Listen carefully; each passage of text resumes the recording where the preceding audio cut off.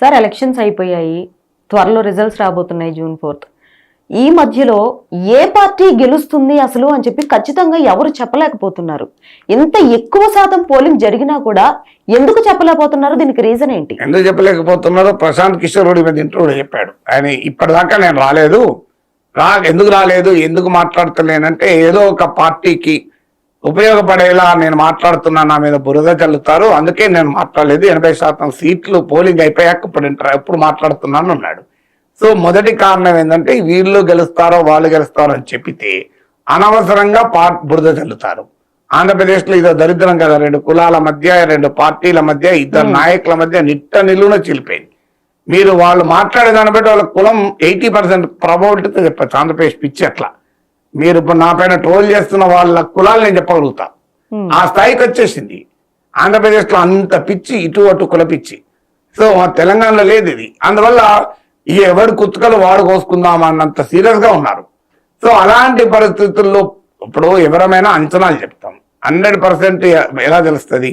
ఏ exit poll జరుపుకున్నో తెలియదు, ఏ pre poll జరుపుకున్నో తెలియదు, ఏ survey చేసిన తెలియదు, ఏ ఎన్నికల వ్యూహకర్తకు తెలియదు. తెలుస్తుంది ఎన్నికలు ఎందుకు? ఎన్నికల అవసరం లేదు కదా. అప్పుడు నాగేశ్వర్కి తెలిసినా, ప్రశాంత్ కిషోర్కి తెలిస్తే, యోగేంద్ర యాదవ్ తెలిస్తే మమ్మల్ని కూర్చున్నట్టు మమ్మల్ని అడిగి డిక్లేర్ చేయొచ్చు కదా సీట్లు.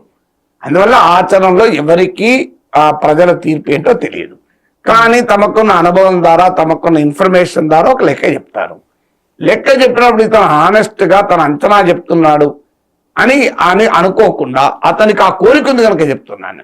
ఇప్పుడు ఎన్నికలు అయిపోయాయి, ఉదాహరణకు నేను ఏ పార్టీ గెలుస్తుందని చెప్తే నాకేమొస్తుంది? ఇప్పుడు ఇవాళ ఎన్నికలైతే అయిపోయాయి కదా, నేనే మార్పు చేయలేను కదా.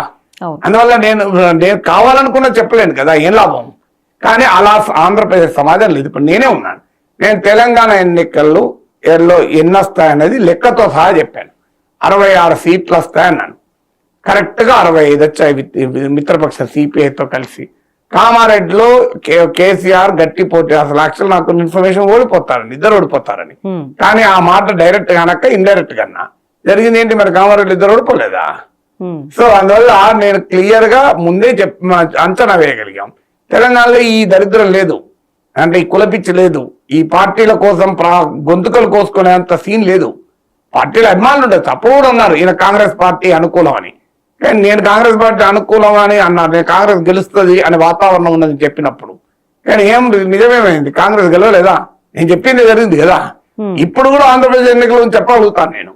కానీ అది రైట్ అవుతుందా రాంగ్ అవుతుందా అని నా చేతిలో ఉండదు. కాంగ్రెస్ పార్టీ 66 సీట్లు వస్తే నన్ను కరెక్ట్ అవుతుంది, ఏం గ్యారంటీ? అంచనా కదా ఎవరైనా చెప్పేది. కరెక్ట్ అయింది. లాస్ట్ టైం నేను 70 వస్తే అన్నాను బీఆర్ఎస్ కు, 88 వచ్చాయి, అయింది. కానీ ప్రతిసారి అవుతుందని ఏం చెప్పలేదు. మునుగోలో 10,000 మేరతో గెలుస్తారన్నారు, కరెక్ట్ గా 10,000 మేరట వచ్చింది. కానీ అదే జిహెచ్ఎంసీలో బీజేపీకి 20 సీట్ల కన్నా ఎక్కువ రావన్నా, కానీ చాలా ఎక్కువ వచ్చాయి. తప్పైంది కదా అదే. అందువల్ల అంచనా ఒక్కొక్కసారి తప్పైతే ఒకసారి రైట్ అవుతుంది. కానీ వీడు అంచనా ఆనెస్ట్ గా చెప్తున్నాడు అనేది కాకుండా వీడు ఆ పార్టీ ద్వారా డబ్బులు తీసుకొని అంటున్నాడు, ఈ పార్టీ ద్వారా డబ్బులు తీసుకుంటూ అంటున్నాడు అని తిడుతున్నాడు. ఎందుకు ఈ బెడదాన్ని కొంతమంది మాట్లాడలేదు. ఫస్ట్ పాయింట్ అది. రెండోదేమో చాలా టఫ్ కంటెస్ట్ జరిగింది. అంటే నువ్వా నేను అనే స్థాయిలో పోటీ జరిగింది. రిజల్ట్ నువ్వా నేను అనే స్థాయిలో ఉంటుందో లేదో నాకు తెలియదు, కానీ పోటీ మాత్రం నువ్వా నేను అనే స్థాయిలో జరిగింది. పోటీ నువ్వా నేను అనే స్థాయిలో జరిగే వరకు ఏమవుతుంది అంటే ఏ చిన్న ఫ్యాక్టర్ కూడా రిజల్ట్ అటు ఇటు మార్చేస్తుంది. అందువల్ల రిజల్ట్ ఎటైనా షిఫ్ట్ అయ్యేటువంటి అవకాశం ఉంటుంది. Single factor.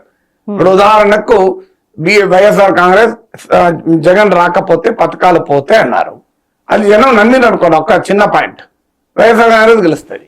లేదు కూటమి భూమి పోతే జగన్మోహన్ రెడ్డి మీ భూములు లాక్కుంటాడు, మీ ఆస్తులు లాక్కుంటాడు అన్నారు. ల్యాండ్ టైటిలింగ్ యాక్ట్ తెచ్చి అది జనం నమ్మారనుకోండి, కూటమి గెలుస్తుంది.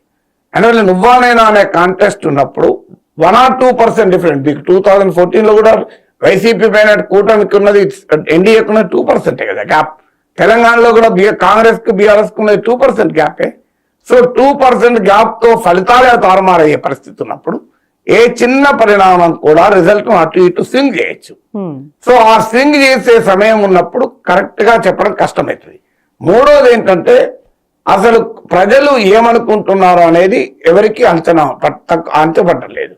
డెఫినెట్ గా కొన్ని సామాజిక వర్గాలు క్లియర్ గా వైసీపీ వెనకాలు ఉన్నాయి, కొన్ని సామాజిక వర్గాలు టీడీపీ వెనకాలు ఉన్నాయి. అర్బన్ ఏరియాస్ లో క్లియర్ గా టీడీపీకి ఎడ్జ్ ఉంది, రూరల్ ఏరియాస్ లో క్లియర్ గా వైసీపీకి ఎడ్జ్ ఉంది. సో అసంతృప్తి ఉంది వైసీపీ పట్ల, అదే సమయంలో పథకాలు ఉన్నాయని అసంతృప్తి ఉంది. అట్లా ఇలా రకరకాల ఓవర్లాపింగ్ ఫ్యాక్టర్స్ ఉన్నాయి కనుక ఆ రియాలిటీని క్యాప్చర్ చేయడంలో ఇబ్బందులు ఉంది ఆంధ్రప్రదేశ్లో. అంటే క్లియర్ పొలిటికల్ మూడ్ ఇప్పుడు ఇలా స్పష్టంగా వీళ్ళే గెలుస్తారని ఒక 80% ప్రాబబిలిటీతో కూడా చెప్పే పొజిషన్ లేదు. 50-60% ప్రాబిలిటీ చెప్తున్నారు. అందుకే అన్ని పార్టీలు బహిరంగంగా ఏం చెప్తున్నారు, నేను గెలుస్తా, మాకు 120 130 150 దాటుతాయి అంటున్నాను. మళ్ళీ మీరు పర్సనల్ గా కలిసినప్పుడు సార్ ఏంటి సార్ పరిస్థితి అని నమ్మకం గ్యారెంటీ అయినా సార్ అంటున్నారు. అంటే విశ్వాసము ఉన్నది, అనుమానం ఉన్నది రెండు రాజకీయ పార్టీలను. సో అలాంటి బహిరంగంగా వాళ్ళు విశ్వాసమే చెప్తున్నారు, అన్అఫీషియల్ గా ప్రైవేట్ కన్వర్జేషన్ లో అనుమానం కూడా చెప్తున్నారు.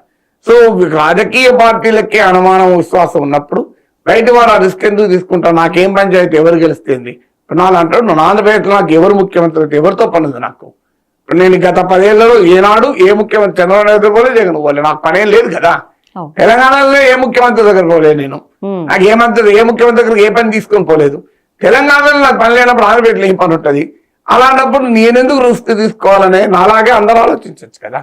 అందువల్ల ఉన్న పరిస్థితి ఒక కారణము, అలా అక్కడ ఉన్న పొలిటికల్ మూడ్ కారణము, రాజకీయ పార్టీల దౌర్భాగ్యం కూడా ఒక కారణం. ఒక డీసెంట్ డెమోక్రటిక్ డిస్కోర్స్ కు, ఒక డీసెంట్ అండ్ ఇండిపెండెంట్ జర్నలిజాన్ని పాత్ర పెట్టాలని రాజకీయ పార్టీలు చూస్తున్నాయి. సో అందువల్ల కూడా ఇప్పుడు ఎవరు ఏమీ చెప్పలేని పరిస్థితి వస్తుంది.